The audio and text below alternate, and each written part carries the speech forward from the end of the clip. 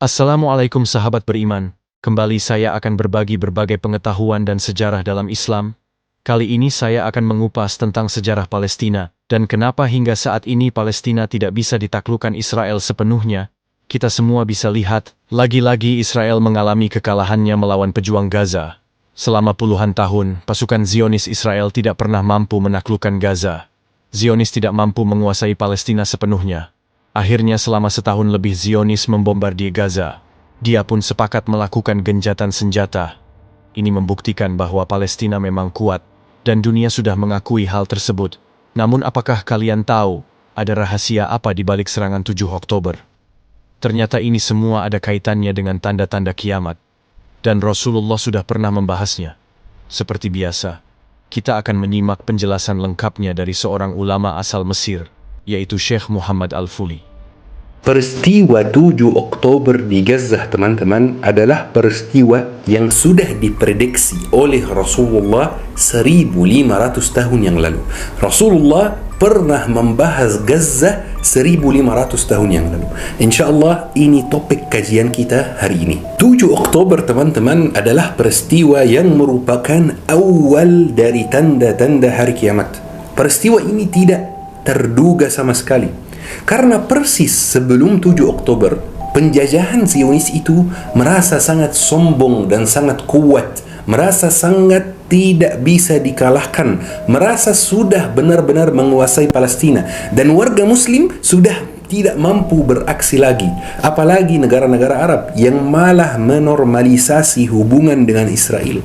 Tiba-tiba terjadi 7 Oktober. Tiba-tiba penjajahan Zionis mulai merasa bahwa mereka tidak sekuat yang mereka bayangkan.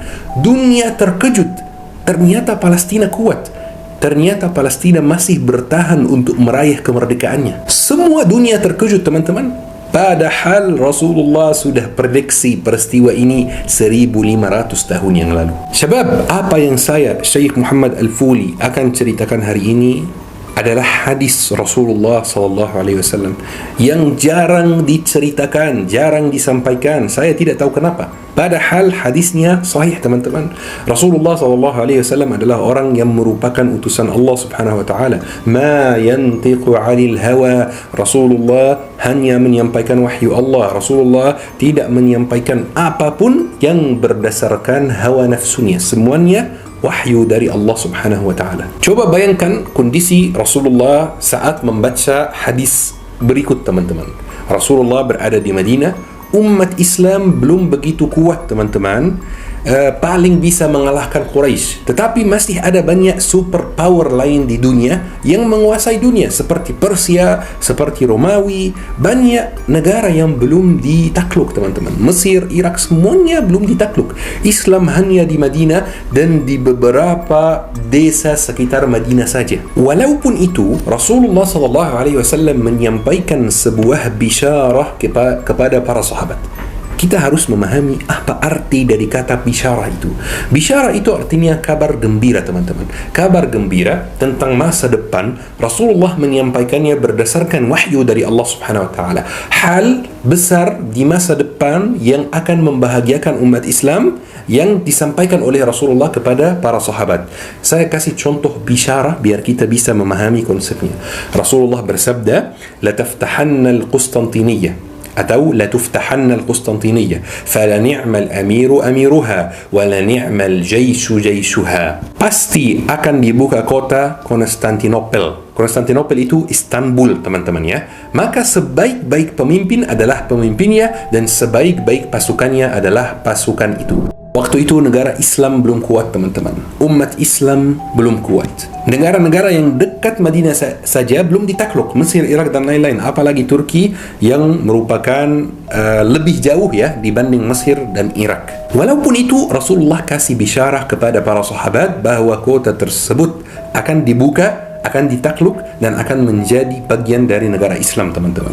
Dan para sahabat pasti percaya bisyarah Nabi Muhammad itu, dan benaran berapa puluh tahun, berapa ratus tahun, saya nggak ingat tanggalnya atau tahunnya, tetapi benar kota Istanbul sudah dibuka oleh Muhammad Al-Fatih. Ini arti atau konsep bisyarah teman-teman. Dan Rasulullah SAW menyampaikan sebuah bisyarah tentang Gazzah juga. Ayo kita perhatikan hadisnya yang luar biasa ini. Hadis ini akan bikin teman-teman merinding. Rasulullah SAW bersabda, Inna awwala hadzal amri nubuwwatun wa rahmah. Sesungguhnya permulaan urusan dakwah ini adalah kenabian dan rahmat. Masa Nabi Muhammad SAW masih hidup, dan pasti ada rahmat dari Allah Subhanahu Wa Taala karena Nabi Muhammad berada di antara sahabat. Dakwah Islam mulai dengan masa kenabian dan rahmat, kata Nabi Muhammad SAW. Thumma yakunu khilafatan wa rahmah, kemudian menjadi khilafah dan rahmat, dan itu benar terjadi. Ada 4 sahabat Rasulullah SAW yang sering disebut Khulafa'ur Rasyidin.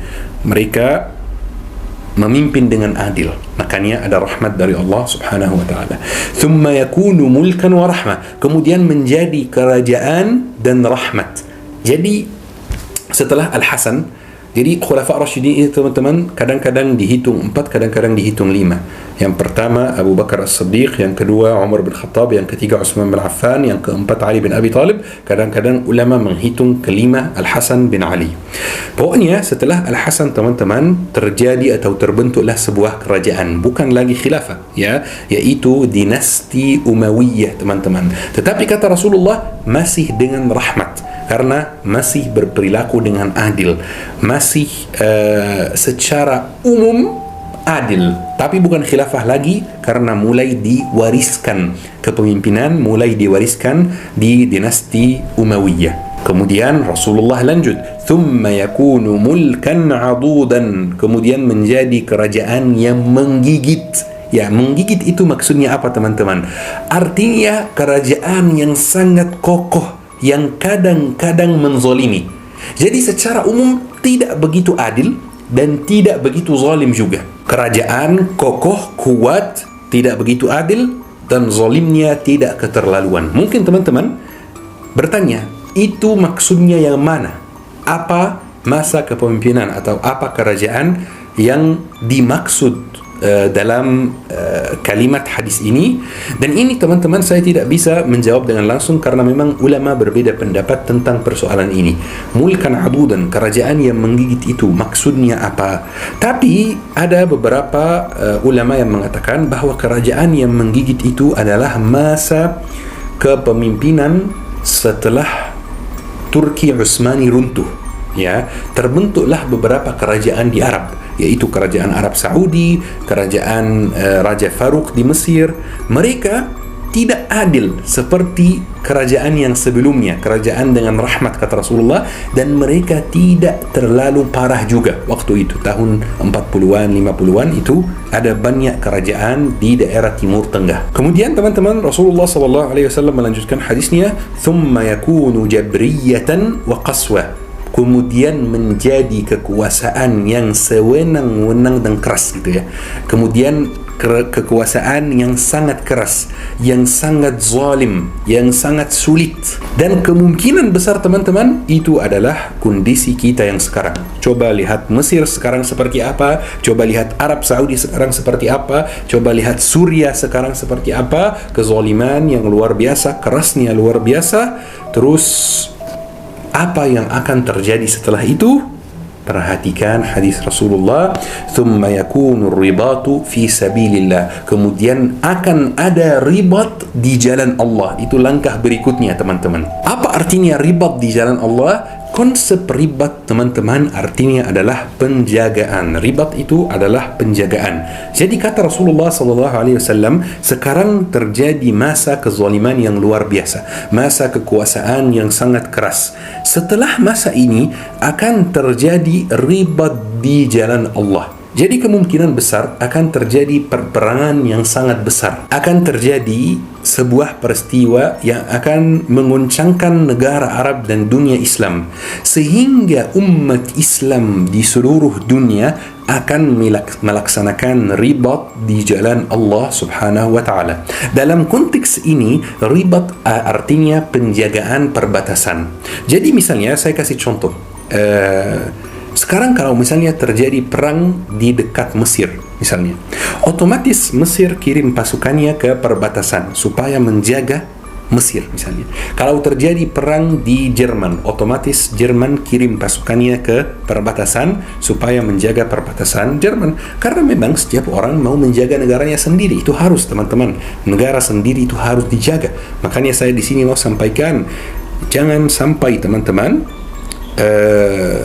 yakni ada banyak kekacauan di NKRI ya, seperti yang terjadi di Timur Tengah. Allah Subhanahu wa taala memberi kita nikmat negara yang aman, yang nyaman, kita harus menjaga kesatuannya. Kalau misalnya terjadi perang di negara manapun, pasti negara itu akan mengirim pasukannya untuk menjaga perbatasan. Itu artinya ribat fi sabilillah. Itu artinya menjaga perbatasan, penjagaan teman-teman. Kita lanjut hadisnya teman-teman. Wa inna afdala jihadukum ar-ribat, dan sesungguhnya sebaik-baik jenis jihad adalah ribat di jalan Allah, menjaga perbatasan negara sendiri. Lanjut lagi, ini yang mengejutkan teman-teman. Wa inna afdala ribatukum la asqalan, dan sebaik-baik ribat kalian itu adalah ribat di Asqalan. Di mana Asqalan itu? Asqalan itu teman-teman adalah Gaza. Gaza adalah bagian di dalam Asqalan. Gaza merupakan bagian dari wilayah yang besar di Palestina yang namanya Asqalan. Imam Syafi'i lahir di mana? Imam Syafi'i lahir di Gaza. Imam Syafi'i dulu kalau ditanya, kamu orang mana? Jawabnya apa? Jawabnya, aku orang Asqalan. Kata Rasulullah SAW. Masya Allah, Masya Allah. 1500 tahun yang lalu Islam belum menyebar kemana-mana, negara Islam belum kuat. Rasulullah SAW kasih bisyara kepada umat Islam bahwa sebaik-baik jihad, sebaik-baik penjagaan terhadap perbatasan adalah penjagaan terhadap perbatasan di Gaza, di Asqalan. Gaza waktu itu belum mengenal yang namanya dakwah Islam teman-teman. Gaza waktu itu belum termasuk wilayah Islam teman-teman. Kok bisa Rasulullah SAW tahu? Pasti tahu, karena ini wahyu dari Allah Subhanahu wa ta'ala. Ini langsung kabar dari Allah Subhanahu wa ta'ala. Nabi menyampaikan itu teman-teman 1500 tahun yang lalu. Nabi menyampaikan bahwa jihad yang paling baik itu adalah jihad di Gaza, jihad ribat di Gaza, menjaga perbatasan. Ini hadis sahih teman-teman, dan Ana sengaja di kajian ini hanya menggunakan hadis sahih, karena kalau kita membuka kesempatan untuk hadis dhaif yang bercerita tentang Gaza, maka ada banyak sekali hadis dhaif. Misalnya ada satu hadis dhaif yang Rasulullah SAW bersabda, di akhir zaman akan keluar 50.000 syahid dari Asqalan. Masya Allah, luar biasa. Sekarang ada berapa syahid di Gaza teman-teman? Ini hadis dhaif, tapi jangan pakai hadis dhaif dulu, pakai yang sahih saja. Yang sahih yang kita sebutkan tadi teman-teman. Semua tanda-tanda hari kiamat teman-teman menunjukkan bahwa segalanya akan mulai dari Syam. Negeri Syam itu termasuk 4 negara: Lebanon, Suriah, Yordania, dan Palestina. Kalau saya sebut kata Syam, berarti yang dimaksud adalah 4 negara ini teman-teman. Semua tanda hari akhir, semua tanda-tanda hari kiamat itu kebanyakan di negeri Syam teman-teman. Rasulullah SAW bersabda, Inni ra'aitu amud al-kitab intaza'a min tahti wisadati fanazartu ilaihi fa'idha huwa nurun sati' umida bihi ila Syam ala wa innal imana yaqa hina taqa al-fitan bisyam. Sesungguhnya aku melihat tiang kitab, melihat Al-Quran, melihat sesuatu yang menyatukan umat Islam, ya, diambil dari bawah bantalku. Rasulullah mimpi seperti itu. Al-Quran di bawah atau diambil dari bawah bantalnya. Lalu aku melihatnya, tiba-tiba ada cahaya yang bersinar dari arah Syam. Ternyata Al-Quran dipindahkan ke arah Syam. Ketahuilah sesungguhnya iman itu ada di Syam saat fitnah terjadi di sana. Masya Allah, luar biasa. Maksudnya apa? Al-Quran dipindahkan dari bawah bantal Rasulullah kepada Al-Syam. Maksudnya Syam itu, Palestina itu bakal menjadi hal yang menyatukan seluruh umat Islam. Sekarang teman-teman, kita bisa melihat seluruh umat Islam mendukung Palestina. Seluruh umat Islam support Palestina. Umat Islam yang tidak support Palestina hanya tersisa beberapa yang munafik saja. Tetapi setiap muslim yang keimanannya kuat, setiap orang yang ada di hatinya rasa kemanusiaan pasti support Palestina. Peristiwa 7 Oktober kemarin di Palestina itu sebenarnya menguji keimanan kita, teman-teman. Ada yang mendukung Palestina, ini keimanannya kuat, alhamdulillah. Ada yang diam, tidak mendukung dan tidak memfitnah Palestina, tidak menantang Palestina. Itu orang yang hambar gitu ya, tidak ada rasanya, tidak ada wanginya. Dan ada orang yang malah menantang Palestina, malah memfitnah Palestina, malah menyalahkan Palestina, dan ini adalah orang munafik, teman-teman. Dan ada orang yang lebih parah dari itu, malah menyuruh warga Palestina untuk hijrah dari tempatnya dan meninggalkan Palestina. Ini yang paling parah, tidak ada yang lebih parah dari itu. Keimanan kita sedang teruji, teman-teman. Keimanan kita sedang teruji. Kita harus membuka mata kita dan menyadari bahwa dunia ini tidak akan lama lagi. Kita harus membuka mata kita bahwa kita harus benar-benar muhasabah diri sendiri, memperbaiki diri sendiri, supaya kita bertemu Allah Subhanahu wa taala dalam keadaan bebas dari dosa, dalam keadaan hati yang bersih, dalam keadaan beriman, teman-teman. Bagaimana dengan salat kita? Bagaimana dengan hafalan Al-Quran kita? Bagaimana dengan ilmu syar'i? Kita pelajari ilmu syar'i atau tidak? Bagaimana dengan waktu kita? Apakah kita masih sia-siakan waktu kita menonton hal-hal yang tidak bermanfaat, atau kita menggunakan waktu kita untuk pelajari ilmu syar'i, menonton kajian? Sekarang pelajari ilmu syar'i itu sudah sangat mudah. Allah Subhanahu wa taala memberi kita banyak tanda dunia tidak akan lama lagi. Sedang terjadi perubahan yang sangat besar di dunia ini sejak 7 Oktober kemarin. Hati-hati, siapkan diri, jaga salatmu, perbanyak sedekahmu, belajar ilmu agama, karena besok-besok akan ada fitnah yang luar biasa. Akan ada banyak fitnah yang lebih menguji keimanan kita. Contohnya fitnah Ad-Dajjal. Tidak ada yang akan selamat dari fitnah Dajjal itu kecuali orang yang punya ilmu, kecuali orang yang punya basic ilmu dan bisa membedakan mana yang hak dan mana yang batil. Siapkan diri dari sekarang untuk masa itu. Siapkan diri dari sekarang untuk menghadapi fitnah-fitnah yang seperti itu, supaya kita tidak tertipu, supaya kita tidak dikerjakan, supaya kita tidak diketawain umat lain, teman-teman. Teman-teman yang dirahmati oleh Allah Subhanahu wa taala, ini waktunya muhasabah diri sendiri. Allah Subhanahu wa taala sayang sama kita. Makanya Allah Subhanahu wa taala kasih kita banyak tanda. Hati-hati kalau tanda-tanda ini sudah terjadi, awas. Kiamat sudah dekat. Mulai perbaiki diri. Karena Allah Subhanahu wa taala sayang dengan kita. Tapi masalahnya kadang-kadang kita menutup mata dan sengaja tidak melihat tanda-tanda yang Allah Subhanahu wa taala berikan kepada kita. Teman-teman yang dirahmati oleh Allah Subhanahu wa taala, mudah-mudahan kita terhindar dari fitnah-fitnah akhir zaman. Mudah-mudahan kita termasuk ahli surga. Mudah-mudahan kita bisa bertemu Allah Subhanahu wa taala dengan hati yang bersih, yang jauh dari kebencian dan lain-lain. Mudah-mudahan kita bisa bertemu Allah Subhanahu wa taala dalam keadaan punya ilmu yang banyak dan mengamalkan ilmu yang kita mempunyai. Teman-teman, ayo kita akhiri kajian hari ini dengan doa kafaratul majlis. Subhanakallahumma bihamdik, asyhadu an la ilaha illa anta, astaghfiruka wa atubu ilaik. Syukran. Assalamualaikum warahmatullahi wabarakatuh.